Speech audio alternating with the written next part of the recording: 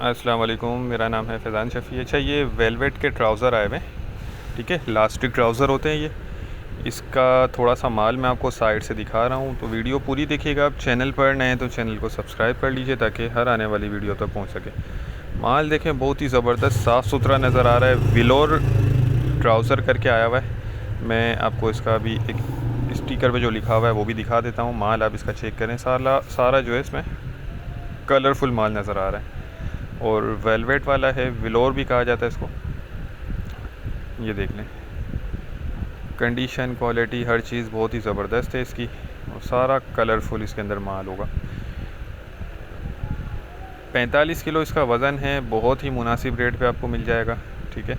Rate इसके description में दिए गए।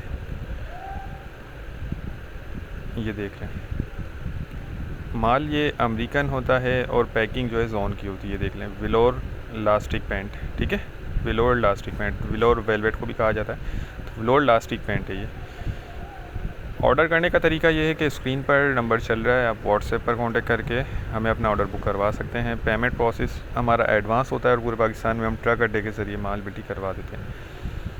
उम्मीद करता हूँ वीडियो आपको पसंद आई होगी। नेक्स्ट वीडियो तक के लिए हमें इजाज़त दीजिए। अल्लाह हाफिज़।